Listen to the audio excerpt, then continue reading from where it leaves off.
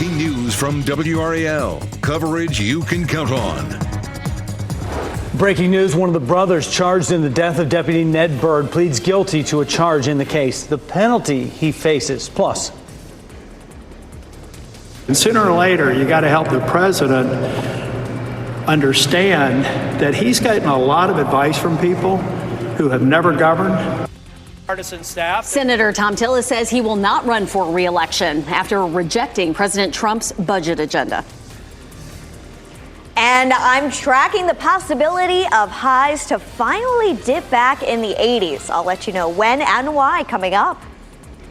And back to that breaking news. One of the men accused of killing a Wake County Sheriff's deputy pleaded guilty to one of several charges. Good afternoon to you. I'm Jeff Hogan.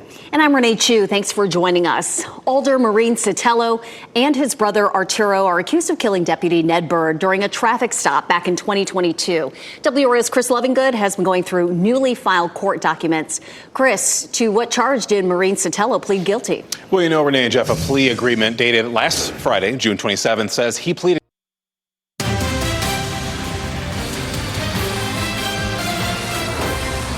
New this noon, we're getting a look at the miles-long send-off for two Idaho firefighters killed in the line of duty. A video shows the bodies being taken by procession to a medical examiner's office in Spokane, Washington. Dozens of emergency vehicles from around that region took part in the procession. Firefighters and other first responders stood in honor for all of that. And happening right now in the WRAL Live Center following some breaking news from the Trump administration. It says that Harvard University failed to protect Jewish students from harassment, and now they are threatening to cut all federal funding from the school if it fails to take action. Now, a federal task force sent a letter to Harvard today finding that the university violated civil rights laws. Harvard has not commented on this yet, but for months now, the Trump administration has accused Harvard of tolerating anti-Semitism on its campus. Harvard's president acknowledged the problems, but says that Harvard has made strides to fight prejudice. Canada has walked back on its digital services tax against the U.S. just one day before the first payments were due. The decision follows President Trump's announcement to end all discussions on trade with Canada. The tax was meant to serve as a way for countries to target large online companies like Amazon, Apple, or Google. New satellite images show continuing work at Iran's Fordow nuclear enrichment plant. It is one of three which was struck by U.S. B-2 bombers just over a week ago. The pictures show an excavator and several personnel positioned immediately next to the northern shaft on the ridge above the underground complex. The crane appears to be operating at the entrance to the shaft. And then there was a serial escapee who ran from a New Orleans jail last month is now back in custody. A Crime Stoppers tip led authorities to Antoine Massey at a rental property in New Orleans. Massey was being held for vehicle theft and domestic abuse when he and 9 others broke out of the facility. Derek Groves is the last remaining escapee. Groves was convicted of killing 2 people on Fat Tuesday in 2018. There's a $50,000 reward for information leading to his capture. A Disney cruise took a terrifying twist as it returned to port in Florida. The Disney Dream Ship was returning from a 4-day round-trip Bahamian cruise when a little girl fell from the 4th deck. Her father jumped in right behind her, sparking the ship's alarms. Disney Cruise Line employees sent out a rescue boat to help pull them from the open water. The father and the daughter are said to be all right. No woman has served as head coach of an NBA franchise, but the New York Knicks might be ready to make history. The Knicks have hit multiple roadblocks with traditional NBA candidates in the search to replace Tom Thibodeau. According to those close to the situation, the Knicks have expressed interest in Dawn Staley in her leadership style and success with player development. Her body of work includes 3 NCAA titles for the South Carolina Gamecocks and multiple Final Four appearances. She's also the only person to win the Naismith Awards as a coach and as a player. If hired, she would become the first woman to lead an NBA team, which would be a groundbreaking move for professional sports. So this brings us to today's question. Should the New York Knicks hire Dawn Staley as head coach? You can share your voice right now by scanning the QR code on the top right-hand corner of your screen, or head to WRAL.com/yourvoice, and we will share the results before the end of this newscast. In 1 month, the National Atmospheric and Oceanic Administration will no longer have access to imagery from the Department of Defense to predict tropical storms and hurricanes. The DoD is ending the agreement over what it calls security concerns with how the data is transmitted between agencies. NOAA says there are other sources of data on hurricanes that will allow for accurate forecasts. We know how much we need those, especially here. Right, and right in hurricane season right now, too. But quiet weather today. Meteorologist Kat Campbell is tracking that for us. It looks kind of cloudy over there. It is, but you know what? Clouds at least helping with the heat in Fenton and Cary right now. You can actually see, if you look really closely, there are a couple of raindrops here. I wanted to point this out. Almost nobody is seeing rain right now. There are just a couple of tiny cells on the radar that you can't even see when I'm zoomed out. You've got to zoom all the way in on Wake County. That is what's over Fenton right now. It's going to be out of here in no time. Just this tiny little cell, and then one north of 540. Again, not much in the way of rain comparatively, compared to at least the past couple of afternoons. 88 in Cary and Garner right now, 90 in Raleigh, 86 in Rollsville, 87 in Fuquay-Varina. Not bad. As we look ahead toward the afternoon, we'll have about a 30% chance of a storm. High temperatures reach the low to mid 90s today. It's still hot. It is still humid, but there is a little bit of relief in sight. By the end of the week, once we have a cold front pass through, we could see our dew points dip into the upper 60s in spots. That would give us a little bit of a dip in humidity, but we'll take anything we can get. Taking a look at the radar, we have just those tiny little showers right now, but the cold front that brings a better chance for storms still well to our west, and that'll get here tomorrow. Tomorrow morning, we should be off to a dry start. As we look past lunchtime, we'll watch for storms to make their way through the triad. For us, during the early afternoon, it would just be more of these isolated pop-up cells, but the more organized thunderstorm activity should get here tomorrow evening, and that'll swing through overnight and likely last into Wednesday morning as well. So a heads up, there could be a little bit of rain early in the day Wednesday. That, coupled with a lot of cloud cover, could finally keep us in the 80s for highs, though the humidity is still high. And then Wednesday afternoon, it's really going to depend on where this front stalls. If the front does still stall closer to where this model has it, we could see more of these thunderstorms in our area. But if it's able to progress closer to the coast, that would limit the better chance for storms Wednesday evening to the coast. So for now, we're going with a 60% chance of storms both days. By Thursday, behind the front, 91 with just a 20% chance of a thunderstorm on Thursday. Not looking bad for the end of the week, but let's talk more about July 4th weekend. The heat does back off this week, but it gradually builds back in over the holiday weekend. On July 4th, 93 degrees, 94 Saturday, and 95 Sunday. Each day only comes with a 20% chance of rain and storms. Coming up in the next half hour, we've got a lot to talk about. We're going to talk more about 4th of July weekend, that 20% rain chance, and we're going to talk about the tropics. There is something to monitor. That front that moves through Wednesday and Thursday has a lot to do with it, so we'll have more on that coming up. Kat, thank you. Summertime snakes. A Raleigh woman was bitten by a copperhead in her yard. Coming up at 4, we share what you need to know before spending time outside so you can stay safe. Plus, recycled swimwear. A Wake County teen is taking plastic littering the oceans and turning it into something you can wear. We share his story tonight at 5. But still ahead this noon, surprising rate increases. And North Carolina homeowners unknowingly gave insurers permission to charge them more. WRAL's 5 on Your Side breaks down how it all unfolded. The future of airports. Later, we'll explain how new technology could make getting to your destination a lot smoother.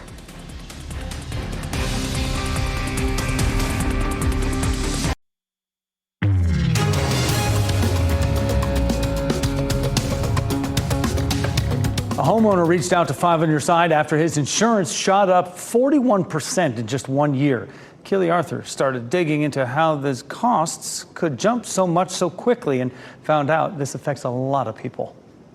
Doug Corkill hasn't made a claim on his policy and nothing about his home has changed. So he was stunned when he recently got his homeowner's insurance policy renewal. When I looked at this month and I looked at next month's, I was like, holy cow, it goes up $104. Corkill's premiums were going up $104 a month. Home insurance rates in North Carolina just went up an average of 7.5% on June 1st, but that didn't explain this increase. And we figured out that he'd unknowingly given his insurer permission to charge him more than what the state allows. And when we dug deeper, we learned 55% of policyholders in the state have agreed to be charged these higher rates.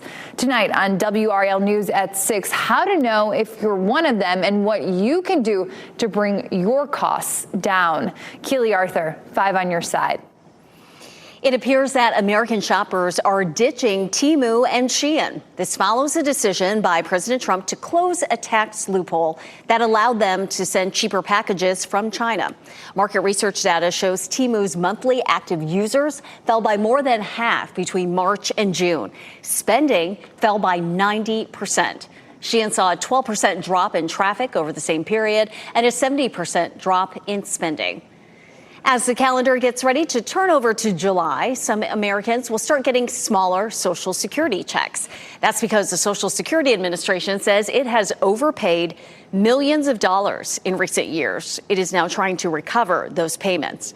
The overpayments happen due to miscalculations or people not reporting income changes. Social Security had previously been withholding 10% of checks for people who were overpaid, but that number is expected to jump to 50% for some. People will be able to request a waiver if they can't repay or were not at fault. A major sticking point. Senator Tom Tillis votes against the president's budget, pointing to the potential impact on Medicaid.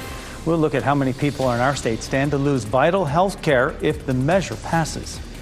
Fireworks and family get-togethers. The holiday travel season is in full swing. Why some analysts say we could see record numbers in the air and on the road. First, here's a look at your winning North Carolina Education Lottery numbers.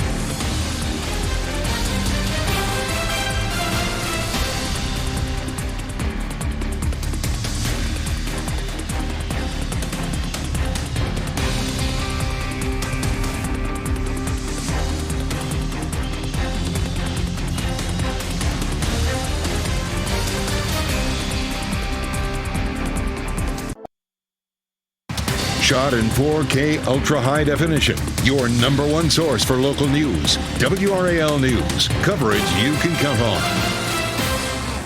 This 4th of July is expected to break travel records. AAA predicts 72.2 million Americans will travel at least 50 miles from home through Sunday. And the TSA expects nearly 19 million travelers to pass through security checkpoints. NBC's Maga Vespa reports many travelers could run into severe weather. The busy 4th of July travel week getting off to a soggy start. Atlanta, Georgia, pummeled by lightning, sheets of rain, and pounding hail. Oh! It's bad, it's bad. Oh, it's bad. I gotta get off this highway, man. Turning highways into high seas. There's waves.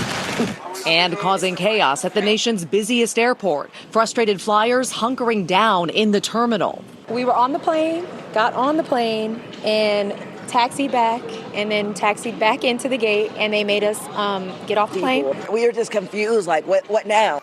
It's a question many people are asking, with more than 9,600 delays and 400 flights canceled Sunday. AAA estimating a record 72 million Americans will be traveling for the long holiday weekend. More than 61 million of them are expected to hit the road by car. AAA saying that number could increase due to the air traffic trouble. We're cooked. Look at that. But there are hazards on the ground, too. This tornado in South Dakota touching down just feet from the roadway, slinging dangerous debris. Just one of a string of tornadoes hitting the Great Plains this weekend. And wildfire season heating up in California. The lake fire in San Bernardino County, only 10% contained. It's been kind of brutal, just trying to get back home. To make this crazy travel week a little more bearable for flyers, experts suggest checking the status of your flight before you leave the house, downloading the airline app for easier communication, and being flexible. Remember, you can always ask a gate agent for alternate flights. Whether or not you're driving or you're flying, you just want to pack your patient cap and give yourself plenty of time. Tips to get you to the fireworks, even if Mother Nature has other plans. New gas price data from AAA shows prices remaining mostly steady over the last week. The average across North Carolina, roughly $2.92 a gallon. The nationwide average is also remaining steady at $3.18. A new survey from Trilby Lundberg shows the average price across the U.S. has risen over the last couple of weeks. However, a price drop could be coming. Crude oil prices have continued to fall since a ceasefire was announced between Israel and Iran. That means price cuts could be on the way for gasoline. Firefighters in Johnston County are trying to figure out the cause of a fire after 3 people were taken to the hospital. Firefighters were called to a mobile home on Strickland's Crossroads Road in Four Oaks a little after 11 Saturday night. They say 2 children were rescued from that burning home. Firefighters say the fire started in the kitchen area, but they are still working to figure out exactly how it started. Crews were able to restore power for nearly 50 customers after a driver hit a utility pole in Raleigh this morning. Police tell us the car hit and snapped a utility pole outside of a home on Everett Avenue about 1:30 this morning. Police say no one was injured from the crash. Power was restored shortly after 6 a.m. We're still working to find out the cause of the crash. And police say, again, no one was injured. At the start of our newscast, we told you that Senator Tom Tillis has decided not to run for re-election.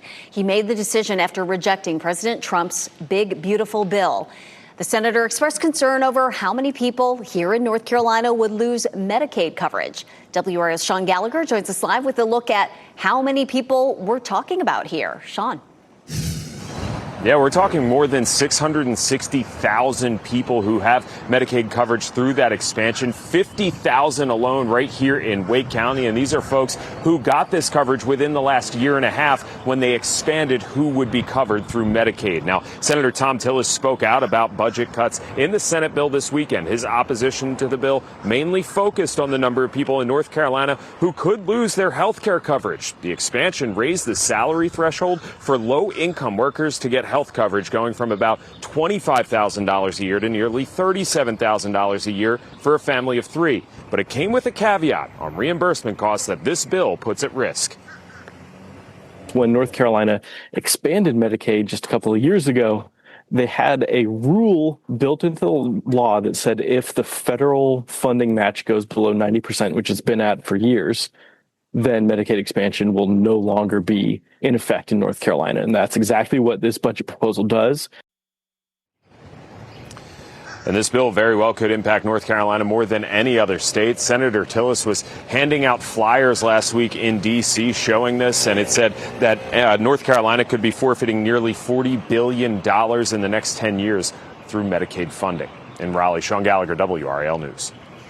Today, the Supreme Court agreed to hear a Republican-backed case that would lift caps on campaign spending. Campaign finance experts in the Democratic Party have argued that lifting the caps would effectively open a loophole around limits on how much donors may give to federal candidates. In 2022, then-Senator J.D. Vance challenged the law as a violation of the First Amendment. The case will likely be heard in the fall or early 2026. No covering up, the state that's pushing to ban ICE agents from wearing masks. Why some say it's a matter of safety. And we'll explain the origins of how today became known as International Asteroid Day, the famous person who pushed for the designation and why. Remember, you can watch WRAL News live anytime on WRAL.com or the WRAL app on your streaming device.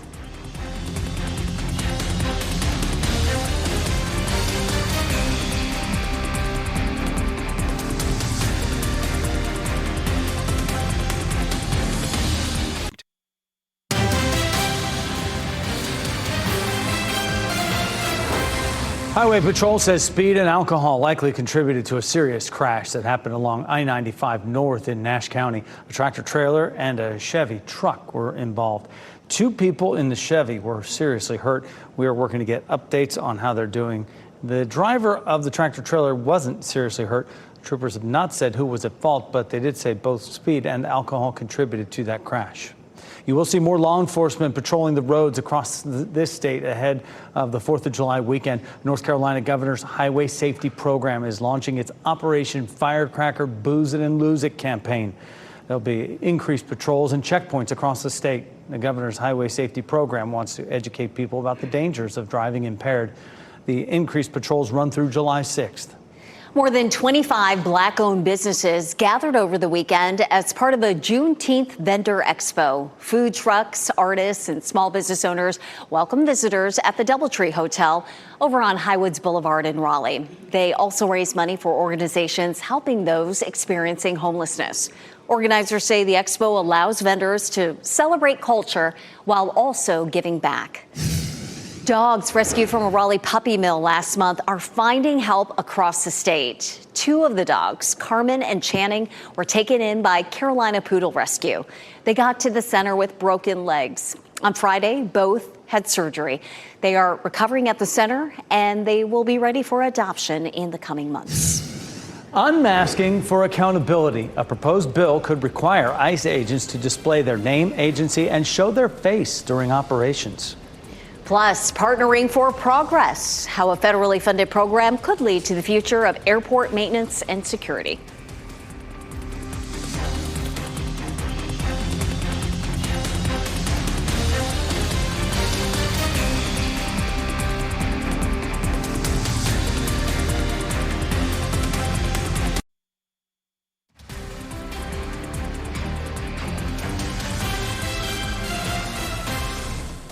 Certainly looks picturesque at Southern Pines as you look live at the golf course. Another hot afternoon, but not quite as hot. You're watching WRAL News, available on Spectrum and the WRAL app on your TV or streaming device. Firefighter who was injured while battling flames at an industrial facility in Detroit is expected to recover.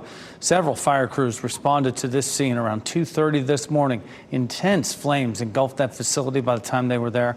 The complex handles waste products from auto plants and other.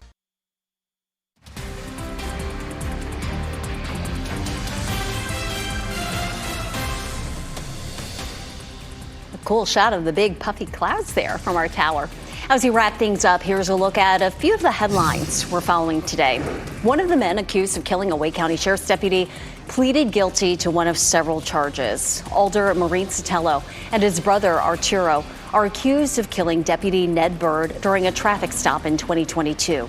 A newly released plea agreement reveals he pleaded guilty to conspiracy to assist or instigate escape on Friday. Maureen Sotelo and his brother are still facing murder charges.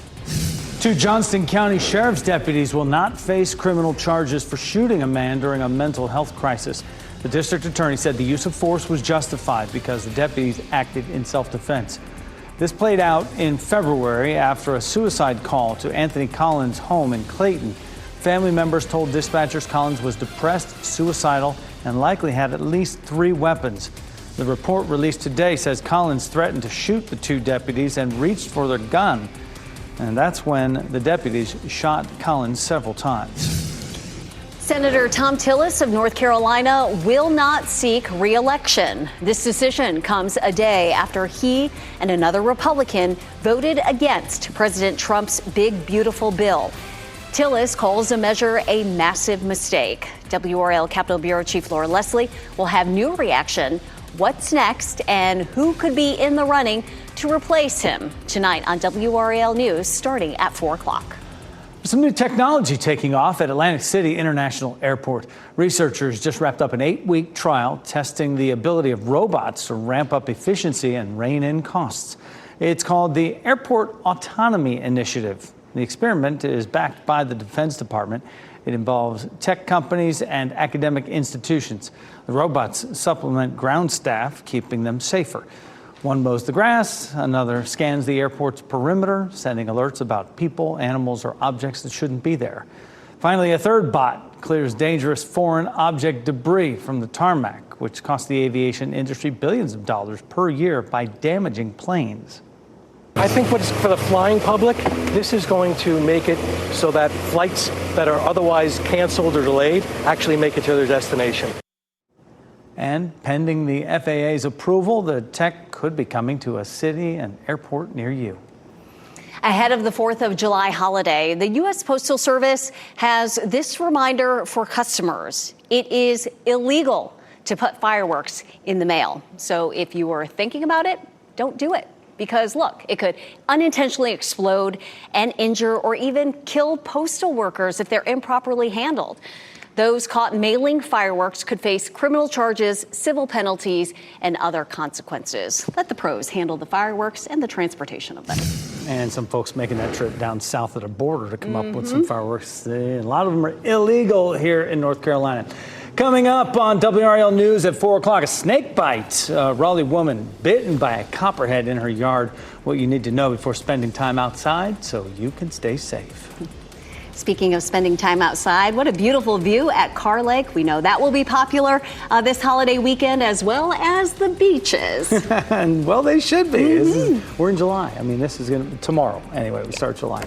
The throes of summer. It's hot. It's nice. So go enjoy it. Still going to be in the 90s, but then midweek we'll get a little dip, and we might actually stay in the 80s. Now that would be breaking news, wouldn't it be? Cold front, a cold front, summertime cold front. We welcome that this time of year. NBC News Daily is next on WRAL. Your next local news update in 30 minutes. You can get breaking news updates anytime with our WRAL News app. Have a great day.